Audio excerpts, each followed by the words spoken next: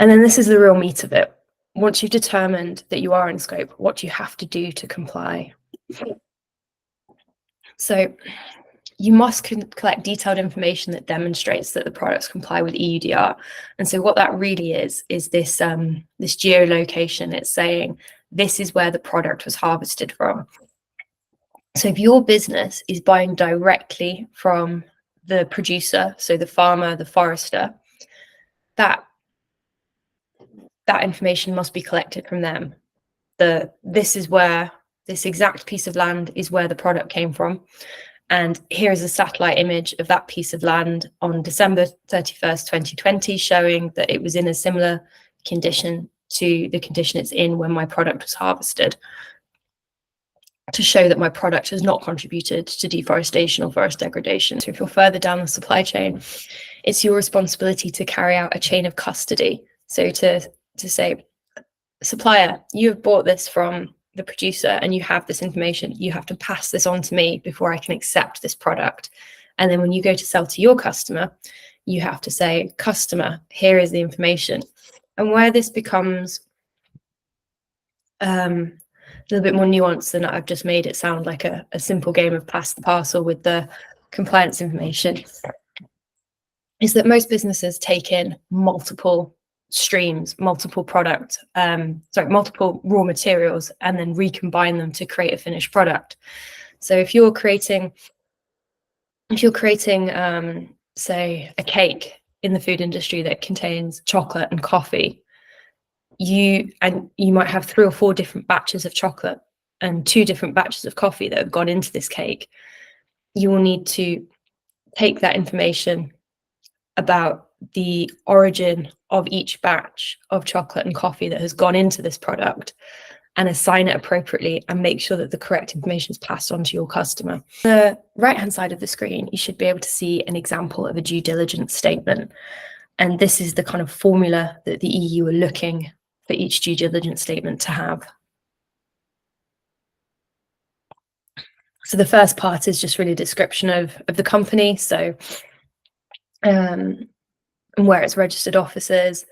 The second piece is a description of the material that's being shipped. The third is the geolocation of all of the in-scope products that have gone into creating the product that's described in section 2. The fourth is the chain of custody of due diligence statements. So if you're the cake company and you've bought 3 batches of chocolate and 2 of coffee, you'll have 5 due diligence statements that you will need to reference for all of the ingredients that have gone into your product. And then the 5th bit is just that statement that you're in compliance. And then the final piece is a signature. It's a name on it saying like who has said that this is in compliance. And so that due diligence statement that we just saw, that must be filed with the competent authority of the EU country that you're selling to on the EU's online registry. So if you are selling ice cream to Croatia, for example, you must file the due diligence statement for each batch of ice cream that references all of the constituent ingredients that are listed products with Croatia's competent authority. And then in addition to that, there's got to be an annual report on the due diligence system that kind of says, this is how we are managing our due diligence statements. This is our process. This is our procedure. This is where we're getting most of our in-scope products from. And this is how we're managing the risk of non-compliance. And this is why we believe that there is a minimal risk of non-compliance.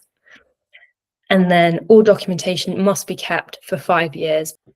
So this is a snapshot of the online registry. You can see from that screenshot, these are the tools that the EU is going to be using to allow businesses to indicate the origin of materials. So it's a map with a plot on it. So in this example, the company is drawn, the company that is buying directly from the producer is drawing on, this is where the farm that I bought this from is, and this is their second plot of land. And that's how they're going to start that due diligence process. So once once the sort of first step in the supply chain is filled out, this is the parcel of land that it's come from, they will produce a due diligence statement. So this is what it's going to look like. When we look back at that example earlier, there'll be a series of drop-down boxes. It's quite prescriptive. It should be fairly straightforward. The goal is to have it really standardized on every step of the supply chain. And then over time, as you get more and more, you'll be able to see them all on a dashboard. So again, this kind of digital storage and security, in theory, it should all be provided on a single central system for you. You shouldn't need to be putting your own digital architecture in place to manage these due diligence statements. And each of the competent national authorities should be linked into this. So it's not a case of physically sending a lot of paperwork to the Spanish competent national authority, for example. It should just be the case of this product is going to this country, drop down, select competent national authority.